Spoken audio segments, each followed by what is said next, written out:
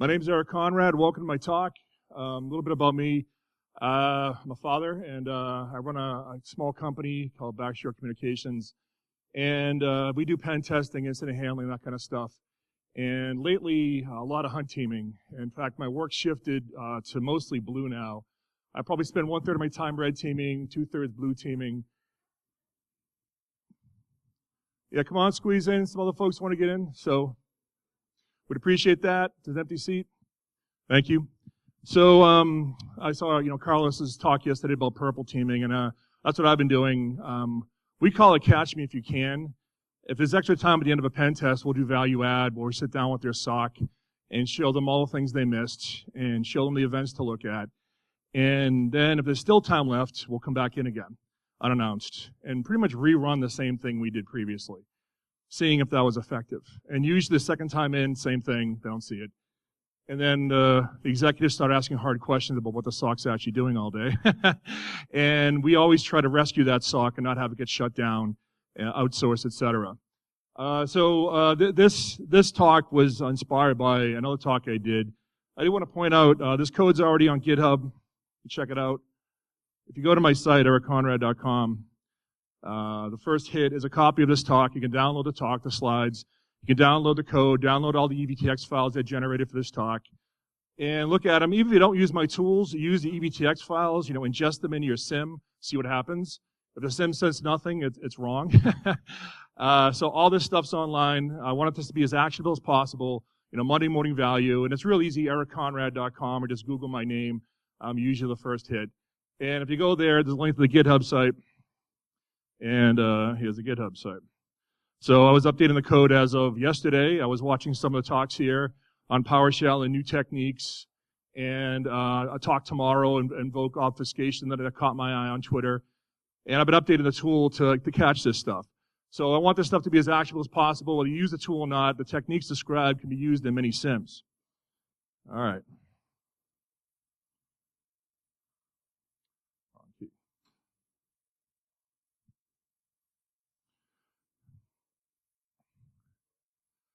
And other walks of life, I'm a senior SANS instructor. I'm co-lead of the Blue Team Operations Curriculum, author of the CISP Study Guide and 11th Hour Guide. So again, links to all the talks and the EVTX files. You can download this stuff, use it, play with it. All the EVTX files, well, the shorter ones, there are some that are called many-dash events. That was me just beating on a Windows 7 VM relentlessly for weeks, really. And the big ones are all that stuff. And those are malice, but lots of normal system events. The shorter ones, like the ones with Metasploit and PowerSploit in front of them, those are very narrow in that I'll clear the event log, attack the system, say export the log. So those are very, very actionable. The signal-to-noise ratio is very high. And again, if you feed these into your SIM or whatever, and they don't catch stuff, well, you need to dig deeper. And I love your feedback, obviously, in GitHub, pull requests. This is I'll call it a good beta 0.1 version, a good proof of concept, but there's certainly tons of room for improvement, including the output engine right now is very, very basic, but it demonstrates the point that I believe it works. So here's a quote I think about a lot, Louis Brandeis, of Brandeis University fame. Sunlight is the best disinfectant. And he said that, well, I'm paraphrasing. His was a bit longer, this is a little punchier. And I think about that, the red team and the blue team, prevention and the all-prevent defense that we see time and time again. Fortune 5000 has warmly embraced the all-prevent defense, set and forget it mentality, appliances, services, shiny boxes, and they're all failing. Virtually all of them are failing. We're spending more money than we ever have at InfoSec. In fact, if you've been around a while like I have, I'm starting to get scared a little bit. It's starting to feel a little frothy, a little bubbly to me, and having been through a previous bubble that left some scars. So the money's flooding in, the technology's flooding in, but basic lessons still aren't learned, such as know thy network. And the stubborn refusal by most of Fortune 5000 to refuse to learn that network boggles my mind. It just boggles my mind. And there's no know thy network as a service provider out there. You have to learn it. You have to have skin in the game. You have to want to defend that thing. And as Lee Holmes pointed out, defense is hard. Breaking stuff's easy. And don't get me wrong, I love breaking stuff. Pen testing, it's unbridled joy. Well, the pen testing itself, not the report writing and the travel. But other than that, it is unbridled joy to hack stuff and have people pay me to hack stuff. And I enjoy that, truly. That expression of hacking in a more true sense is wonderful, but breaking stuff is easy and fixing stuff is hard. And as I get older and hopefully a little more wiser, I'm drawn more to fixing stuff. It's a harder challenge. You know, as the 100th pen test in a row or a shock and awe campaign, it's still fun, don't get me wrong, but I want to make a difference. And I come back a year later to that same company and do the same things, or a week later, when I tell them, here's exactly what I did this, I did this, I did this, I did this, and they still miss it. One of the things we see is compliance sims, compliance socks. You know, if you serve the gods of compliance exclusively, you will fail. Compliance is not security. If you draw a Venn diagram of compliance and security, compliance sits partly inside and partly outside the security bubble, and it's much smaller, right? And so if you had these compliance socks, we had a client, 10,000 systems running some sort of a McAfee or semantic endpoint protection suite, each generating over 1,000 logs a day times 10,000 devices, all in one SIM. So if you're just hammering your SIM, so 1,000 plus logs per day, this is uninfected systems I'm talking about, right? Times 10,000 systems, you're shoveling all that into a giant compliance SIM that sometimes my clients have spent north of $1 million on this kind of technology. And one of the things most SIM vendors and consultants do, and if you're doing this, please stop, you build it, you tend to grab the biggest buckets of the easiest data. We have a connector for this, we have a connector for that. You shovel the data in. There's no real use case for malice versus non-malice. And then towards the end of the engagement, the client says, so, what event should we look for? And here's what most consultants say. Hey, that's for you to decide. You need to decide what's important to you. But no, what should we look for? Like, give me an event ID. No. You should decide that. The consultant leaves with more money in their pockets. The client has no idea what to do. And they struggle. You throw a kid in a sock, copy.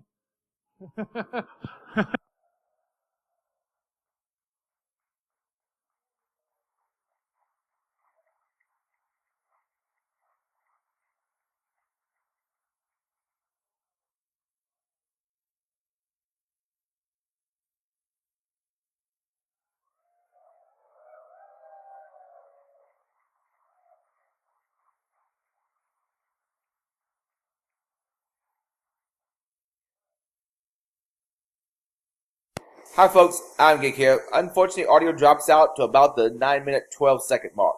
Sorry for the inconvenience.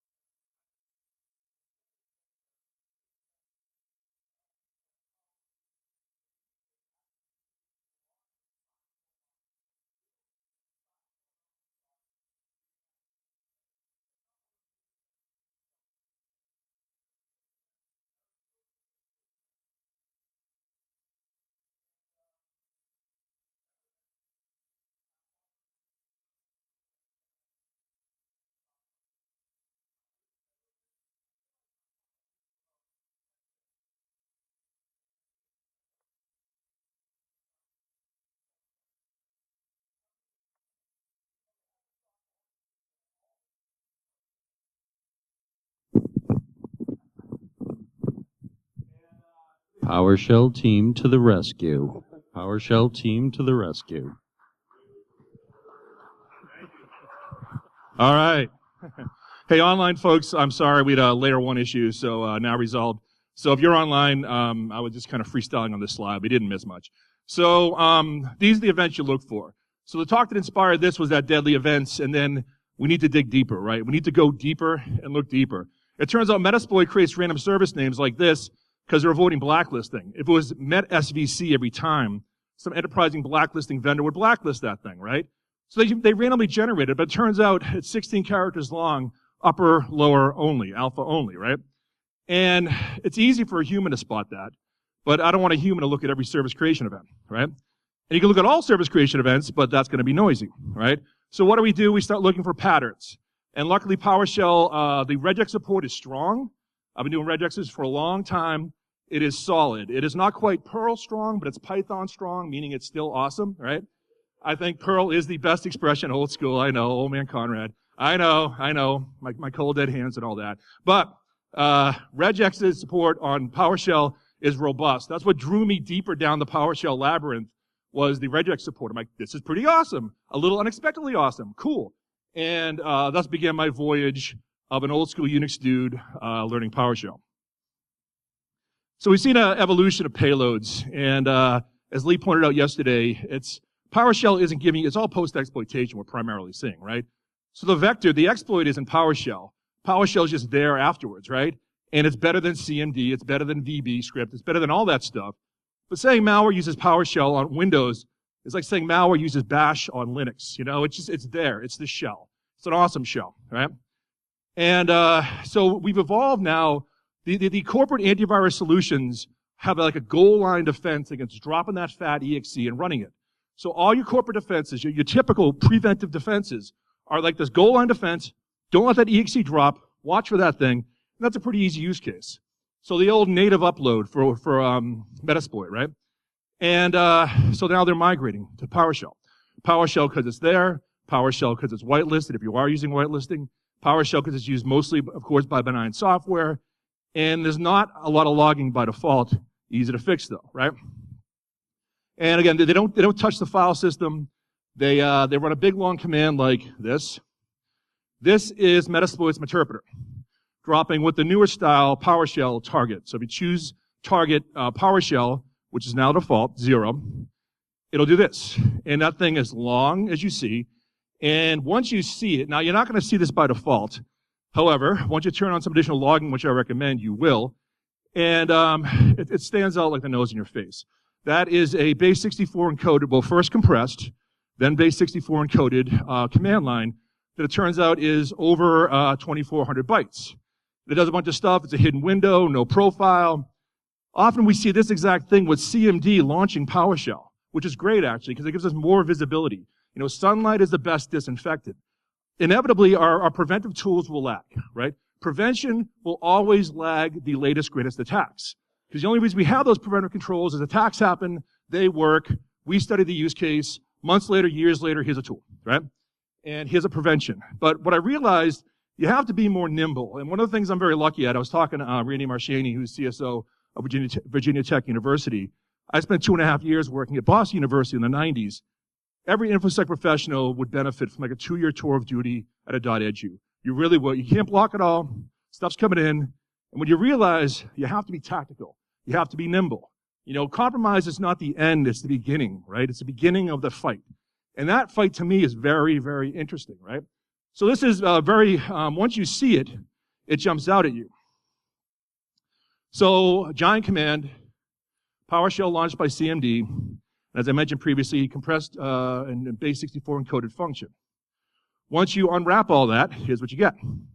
So here's what's actually happening. It's a PowerShell function. I know it's an eye chart, but I was trying to impress upon you the size of all this via the command line. Again, there's no file in the system. There's nothing for AV to squash on the file system yet. Now, I may change that later, of course, right? And the function names are randomly generated. It looks quite odd. And again, the EVTX files I shared on GitHub are full of this stuff. So you want to have a higher fidelity view, dive into it, get win events, filter hash table. You know, you'll see this stuff very, very clearly. Here's PowerShell, PowerSploits rather. Everyone's favorite tool, of course, is Mimikatz. Anyway, I get Mimikatz going, I'm getting Mimikatz going. I think Mandiant M-Trends 2015 said that in virtually every engagement we have, PowerShell was dropped on the system, right? So the attackers are running PowerShell for all the obvious reasons you want to, plain text passwords, golden ticket attacks, all that kind of stuff.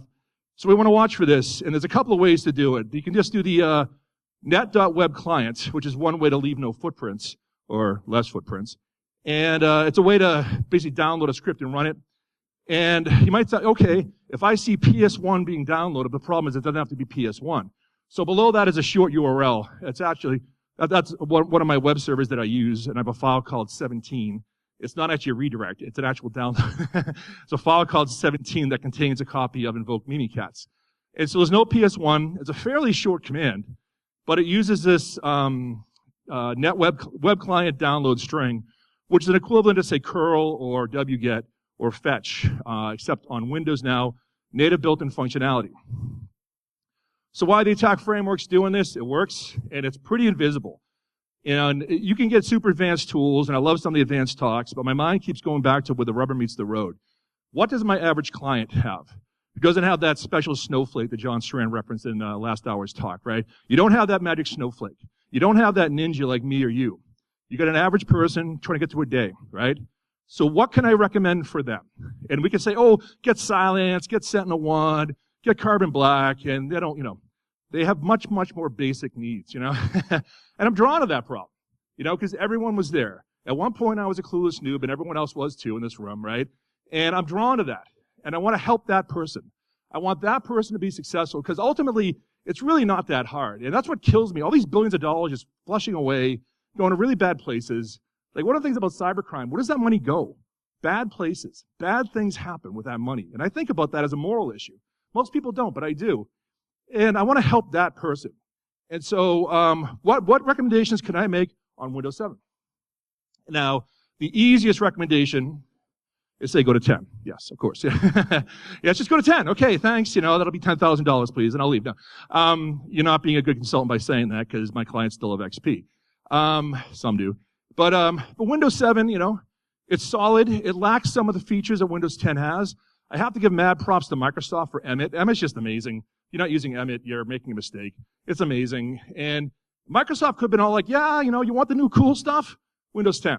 And they didn't say that, though. They said, you know what? We'll backport this stuff. We'll backport all this stuff, heap spray detection, ROP stuff, back to Windows 7. And that's beautiful. That's beautiful. So I wanted a sweet spot for actionable stuff you can do back at work on Monday without having to install a whole bunch of stuff or buy anything, right? I like, quote, living off the land. As consultants, we have to live off the land, right? So let's live off the land. The single most awesome event of recent interest is full native command line logging on Windows 7 natively. It is amazing. It's about a year and a half old-ish, and it's not default settings. You have to change two things, but on my client sites, and not all of them have the ninjas I mentioned, it works. Like, I didn't have to do anything other than, well, these two things, right? I didn't have to do anything. And I can say make 2 GPO changes in book. Now I have event 4688, and this event is beautiful. Here it is. Now, there's one caveat. It logs everything. Everything on the command line, including perhaps passwords. So there's a risk analysis to perform here.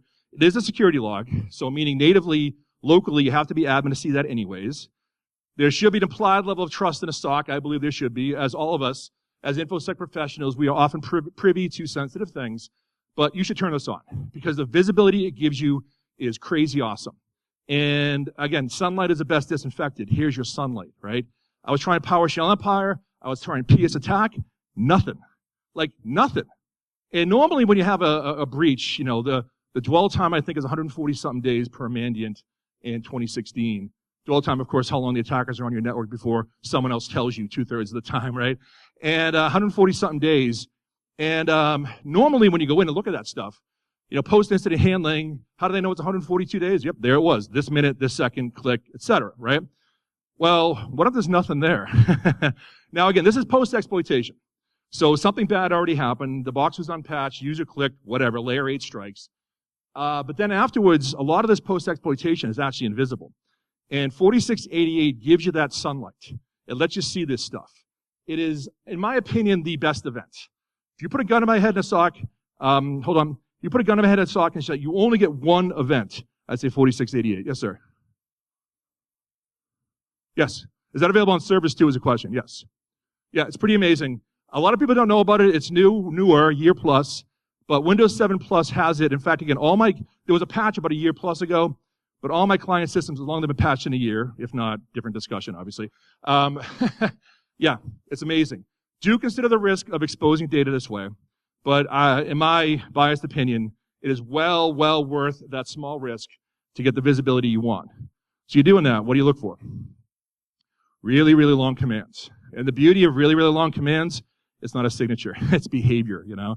And as we all know, blacklists fail. Now, to be fair, DeepBlue CLI has a blacklist, a series of regexes, right? So blacklists fail. But if we have a combination, like NetWeb client, download string, we'll look for that. We'll look for really long commands. We'll look for base64 encoded stuff.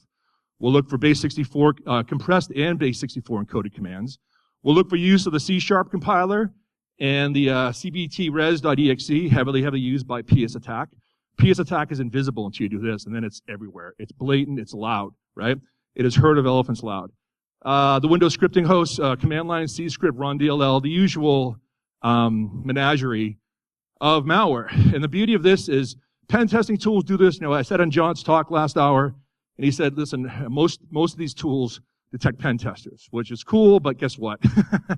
Most people don't get owned by pen testers, they get owned, you know. So I thought a lot about that when he said that. I'm like, you're exactly right. But behaviorally, malware does this too, for sure.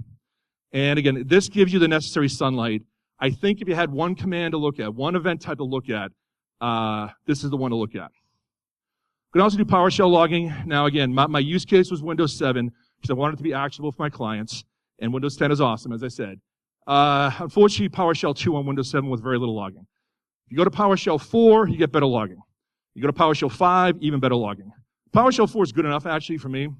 You can get it running pretty painlessly on Windows 7. I did try getting PowerShell 5 on Windows 7 SP1, and I tried 3 times, and I partially failed 3 times. Now, I'll fully cop to layer 8 if that was me. PowerShell 5 worked, but going to 4, it worked, and the logging worked. Going to 5, I broke the logging 3 times in a row. And I'm sure I did something wrong. But again, my metric is if I can't figure it out, and I ran out of time for this talk, oh my God, I'll punt. My clients will probably have the same problem. But it turns out 4 is good enough. And if you figure out how to get it going on 5 with logging intact, please contact me. I'd like to know. But 4 is good enough. But it turns out, I thought PowerShell logging was going to be really key, but most of the malware is using CMD to launch PowerShell. So I already have the visibility from event 4688, right? I'm already there. So it gives us more visibility, more sunlight, which I like. As I mentioned, Emmett, here's Rob Joyce, Tailored Access Operations Group. If you haven't seen his Usenix video, Google NSA Usenix video. It's pretty amazing. Maybe we know that stuff. My clients don't. You know, the myth of the 0 day. Now, 0 days exist. They're not quite like Yetis or anything, but we all know it's not that hard, right? It's not that hard. You don't need 0 days when they have all this unpatched stuff. And he makes points about know thy network and all that kind of stuff. And he talks about Emmett. He's like, install it. You know, we need to, as defenders, as blue teamers, you need to look for these asymmetries. Things that you can do to make the attacker's job exponentially harder that are easy for you. So it takes me 10 minutes. It takes the attacker 24 hours now. I'm winning. And if I have Emmett, what they'll probably do is light up Emmett like a Christmas tree and then try to bypass it. And we'll talk about the perfect solution fallacy very shortly. And people say, oh, well, they'll do this. They'll bypass Emmett. Yes, after tripping over Emmett. And I'm watching for that. It's application event 2, service provider Emmett. So if you're looking for that, your SOC knows now. You know, if heap spray just killed something, they saw a heap spray and Emmett killed it, that should be a live event in your SOC, right? So the logs are actionable. Here it is, provider name Emmett, ID 2.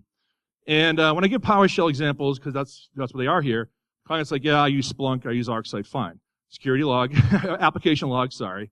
Provider name Emmett, ID 2. Your Splunk, your ArcSight, your QRadar, they can all find this stuff, right? So think about the technique, not necessarily the tool. So, you know, the script was born out of a need for my clients. When I gave them the list of the deadly events, look for these 10. And I don't look for an 11th until I've mastered the 10. And every one of those 10 has a use case. I'm not shoving 1,000 times 10,000 logs into a SIM and asking 2 junior staff to muddle through that. So every event in my SOC has a SIM, has a use case, sorry. And I wanted to hand them the script and say, here, just run this. It's native, it's PowerShell, run it. It's going to talk about some interesting stuff. So logging new process creation, very easy. However, many processes are launched on Windows every single day, right? So now you're generating a lot of data. I want quality, not quantity, so we need a way to cut through that. And I told my clients, hey, look for really long commands, look for base64 encoded stuff. And they're like, well, how do I do that? Write a script. crickets, hey, let's write a script, crickets. And it's, again, maybe you're that magic snowflake that John Strand referenced last hour. If you're like a ninja writing scripts in a SOC, you're very unusual. We have people entering stuff in GUIs and SOCs, large and mostly, right? So, and also I've noticed in SOCs, they're way too abstracted from the source data. The centralize, and ingest all this data through connectors. You get too far from the source data.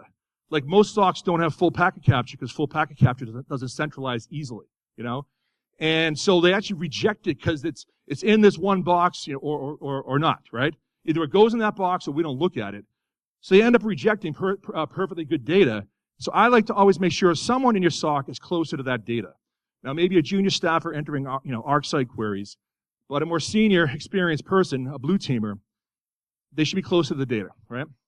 And so I said write a script, and ultimately, I've realized if they're not going to do it, I need better advice.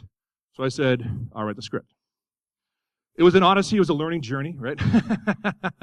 As a Unix sysadmin from way, way back, it was definitely a journey of discovery. It's only about 350 lines of PowerShell, so it's hardly a monster project. That's like 320 lines more than I'd written before in one shot, Everyone talks about PowerShell objects and how Unix engineers admit PowerShell objects makes them cry, but they're powerful, right? Objects are more powerful than text, PowerShell is more powerful than Bash. Yes, I can say that. You heard me say that. And a few little trip-ups. The way functions return data is, different. And I kept having these assumed biases when I'm writing PowerShell. I, for example, assumed there was no plus equals in PowerShell because some of the language that PowerShell reminds me of didn't have plus equals. I wrote half the project not using plus equals, and I'm like, hey, plus equal, awesome. Things like that, right? But, and ultimately it's like, okay, we'll just parse these objects as XML. We'll parse the XML. I'll look for these things, and easy, right? And it's not quite that easy. Now, it's not nasty hard either, but the parsing gets a little tricky. Some of the events are really well parsed, a nice little tree of XML go down. Some of the events are kind of blobs of text. But luckily, like I said, regular expression support is strong, right? Regular expression support is strong. So with a regex, I can cut through any blob of text. That's what regexes are designed to do, carve through blobs of text. So if the event data here or the data is blah, blah, blah, blah, blah, blah, blah, and I only care about one line of that, enter PowerShell to regexes to save the day. A few design notes. It's designed, don't shovel data into a tool, out of a tool. I want actionable stuff. I want every event to matter. I'd rather have a false negative, I'd rather have less than more. So it wasn't like one big loop just churning through this stuff. Each event type had its own unique code to it. Virtually every event type requires its own code. Now the code's only 3, 4, 5 lines, but I need unique code for each event, which actually makes me move slower, justify the use case. And every single thing that DeepBlue CLI detects has a malicious use case for it. And those use cases are demonstrated in the EBTX files I share with DeepBlue CLI, okay? So you can see those use cases. Right now, it's super crazy basic output. I decided to focus on the features and demonstrate the hopeful value of this tool. It's the output is amateurish and basic, but it works, And we'll talk about next steps later on for DeepBlue CLI now that I've gotten this far to take it further, some of the plans. Now, speaking of the perfect solution fallacy, we hear this a lot, we fight this a lot. You come up with a way to detect something, and people are falling over themselves to find a use case that'll fail, Like, as soon as you say application whitelisting, which is actually a preventive technology, hey, let's do application whitelisting. Oh, they're going to inject the malware directly into RAM, and it's like, yeah, I know. And people are literally falling over themselves in an effort not to change. It's crazy how change adverse many of our peers are. They built whole careers delaying and stopping change. They sit in change management boards saying, hey, we need to think about this more. Hey, we need to be prudent, And what they're doing, they're corrosive. They're outwardly corrosive and harmful to your security. People camping on a change management boards delaying change. I spent a lot of my career fighting change, fighting people who are fighting change, I should say. And any given use case, yes, rename Mimi cats, Mimi dogs, of course. However, long commands downloaded through NetWeb client, download string, more behavioral mixing and input the more signature. Now, we literally look for the string Mimi cats. Yes, that's a blacklist. Can you evade that? Of course you can. However, can you evade all of it, right? So I've coined the term the perfect attacker fallacy. This is the omnipotent attacker who will psychically anticipate every single preventive and detective measure you've deployed, countermeasure you've deployed, and psychically anticipate it and avoid it without leaving any tracks. This person doesn't exist. They're a myth. They're a cartoon supervillain, right? They don't exist. It's not real. I don't care if you're the NSA. I don't care if you're a criminal hacking gang. I don't care if you're nation state. Thank you. The attacker isn't that good because they don't have to be that good. They don't, right? And I love Grace Hopper. Grace Hopper is a hero of mine, a true American hero. Enlisted in the Navy in 1942. Had to get a waiver because she was 15 pounds under the 120-pound weight minimum. Invented the compiler. Had to convince people that computers could do more than add, right? And the term debugging, courtesy of Grace Hopper, from a moth, of course, famously. And she spent a lot of her career fighting change, convincing people that computers could do more than add. Convincing people that, hey, instead of writing the machine code directly, we can write higher level code and have the computer do the rest. People are like, what? That's crazy talk, you know? So she spent lots of her time fighting change, or fighting people who were fighting change, right? And this is one of the biggest challenges I have going into SOCs, going and talking about SIMs. I recommend all this stuff, and people are falling over themselves to kind of find out a use case that could evade it. And yeah, any one control could fail. It's called the perfect solution fallacy because the perfect solution fallacy says a solution is not useful unless it's perfect in all use cases. If we believe that, we wouldn't have firewalls or antivirus or anything. We wouldn't patch, none of that stuff, right? So it's clearly a fallacy, yet people fall over themselves to shoot great ideas down. So that's one of the battles I've fought with my SIMs and my SOCs and my clients, is convincing them to try something a bit different. So here's a list of detected events. Designed to be actionable, designed from real-world events, informed by my consulting, post-incident handling. When I come in and do a little purple teaming, as Carlos Perez said, and I try to help, I try to heal, I try to fix. I've already broken things. Now let's spend some time fixing things. And I go to the SOC. Here's what happened. I created a new user, added them to main admin. Here's a service that was created when I launched PS exec. Here's this, here's this, here's this. I achieved persistence. Here's a registry run key, right? And so informed from that, whether it's malware or pen testers or whatever, a list of, actionable list of about 18 odd 20 things, right? That it will automatically handle all this stuff. Has a list of regular expressions. You feed it into a CSV file. I saw Ben 10 mention that you could do the download string via file : whack link. I didn't know that. Awesome, right? Like, cool. And so I updated DeepBlue CLI to do that because it would have missed it before, right? Although I have to share that with GitHub. That's local because I did that like 2 hours ago. So I'll do an update tonight and you'll see that. So very flexible. The beauty of the Regex, this is going over mostly command lines, also PowerShell, also service creation events, or the names associated with service creation events, the names of the services. And you don't even have to edit the tool, just throw in a new regex, right? And if any of these false, just comment it out. You know, maybe you use the C# compiler, and maybe you use that. So maybe you want to turn that one off. But the beauty of that, it's a simple configuration change. In fact, a simple configuration change, my clients who don't have ninjas can do this, right? That's my goal, right? And also supports a whitelist. So does benign software make crazy long processes? Yeah, they do. Google especially loves doing this kind of stuff. And initially it jumps out at you as being evil, but then you see what it is, and you perhaps upload that exe to VirusTotal, and VirusTotal says probably harmless, you know. And so we do have normal software running crazy long commands of base64 encoded stuff. So we added a whitelist. And the whitelist is also a CSV, very, very simple. Of course, there's an evasion technique if someone uses a whitelist command in the middle of their malice, you know, but so make the regex strong to kind of avoid that, or at least make that harder. Another thing DeepBlue CLI does, instead of just showing that blob of base64, it'll decode it. And usually like PowerShell Empire, boom, there it is. It's right there. And then sometimes it's compressed and then encoded, so it'll do that as well. Now, I'm going to warn you, the output is not super slick at all, especially when I'm decompressing and unbase64ing the Metasploit stuff. It's just tons of text that fills the screen. But I decided not to get caught up on the form of the output. I wanted to focus more on the raw detection. So let's do some use cases now. How does this stuff stack up? So I did a SMB password guessing attack using John the Ripper's password.lst, 3561 entries, and that generated, if you turn that event on, 3561 events in a SOC, which in my experience are all missed because usually that event's not even turned on. You need to audit logon failures, right? Easy to do. So instead of hitting you with 3561 events, I'm going to give you one. Hey, a whole bunch of password guessing is going on. You have this many of those, right? So summarize, don't DOS. We also have PowerShell Empire. And thanks, a lot of these folks are here, so thank you for your awesome, awesome work. PowerShell Empire and tools like this scared me because it was leaving no footprints. Again, this is post-exploitation. Bad things have happened. But after that, it kind of goes invisible. It goes dark. And with native logging, there was nothing. And you have to remove these blind spots. You need to add more sunlight, right? So when DeepBlue CLI sees it now, it'll dump the command. Why is that command there? Because DeepBlue CLI has noticed it's a long command line. There's over 500 base 64 encoded characters. It's also running an encoded and hidden PowerShell command. Then it'll dbase 64 that command and then inspect what's left there. It'll show you the actual command, and of course the crazy use of mixed case is always, notice how they spelled system.net.web client there. You know, very, very classic for these kind of tools. It'll then rescan the same heuristics against the now normalized command.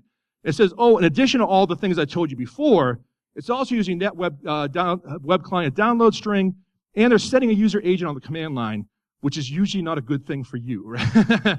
Yeah, how much normal software sets a user agent on the command line? Not much, but malware reliably does. So we'll look for that. It's an easy string to look for. So, of course, Metasploit. In this case, it's not just a pen tester's tool. We see black hats use Metasploit. I've handled cases where Metasploit was extended with 0 days by very advanced teams. My clients have been on the receiving end of that. So while Metasploit, of course, is an easy thing to test, it is useful for real-world results because I've seen black hats use it as well. So this is the newer, well, this is the older native upload, right? This is the older native upload, meaning fat exe drops in the file system, goal line defense by your corporate antivirus solutions to stop that, right? And so this is the older method. Metasploit 2 years ago used this by default. And then we did a typical pivot. You know, I always type get system. I always type, you know, hash dump. It's like muscle memory. I'm typing this, load Mimikatz. I'm going, you know. And so I wanted to model that. What does DeepBlue CLI make of all this? Well, notice a 16-character service name that's exclusively upper, lower, alpha. And it also notice the system root. It's % system root % / 8 characters mixed case.exe every time. Now, of course, an attacker can change this. You can change all of this. But one thing I've learned in my career, defaults are powerful. Defaults tend to stick. You know, port 4444, we all know what that is, right? Metasploit. Oh, I can change that. You'd be surprised how often it's not. You know, so defaults are powerful. And again, the fact that someone could dodge this easily, you could take 5 minutes and dodge this. I'm still looking for it. Also, when you type get system, it actually drops additional artifacts on that file system. It touches the file system a bit deeper, and it does this / / pipe / I think it's a 6-character lowercase name every single time.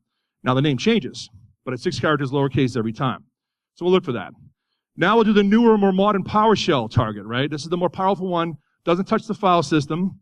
Creates a number of high-value events. This is the system log. You will actually get this one natively.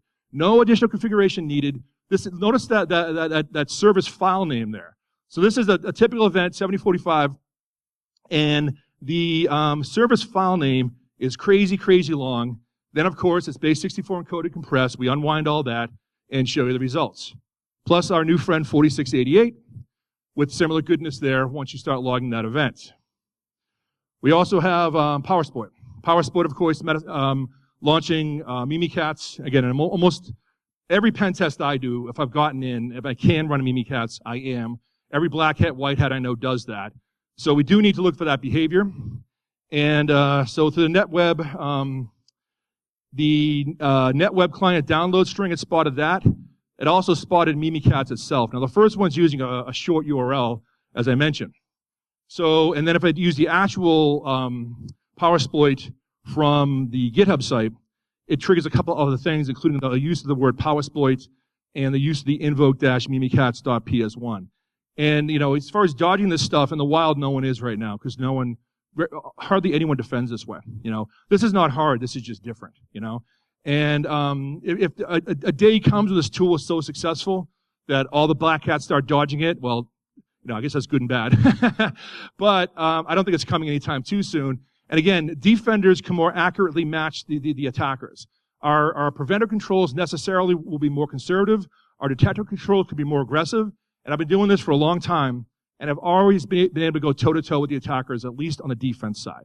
And I don't see that ending anytime too soon. PS attack was interesting because it doesn't actually use PowerShell. Well, it's kind of PowerShell without PowerShell. It's an interesting use case. So a lot of course, the vendors now are trying to detect use of malicious PowerShell. So what if we dodge that? It calls PowerShell directly through the .NET framework. This makes it harder for enterprises to block. Initially, when I ran it, this was deeper into me writing DeepBlue CLI. It still wasn't seeing it. I'm like, it was still invisible, even though I was looking at PowerShell, long commands, blah, blah, blah. It was still missing it. And then, of course, I had to dig deeper. And I realized what they were doing was using the C# compiler and CBT-res to actually compile stuff on the fly on your system. So it's compiling this stuff on the fly on your system, and it does so in very, very repeatable ways. And like a lot of malware, the name of that temp folder is random, and the name of the .temp file says res B770 right there.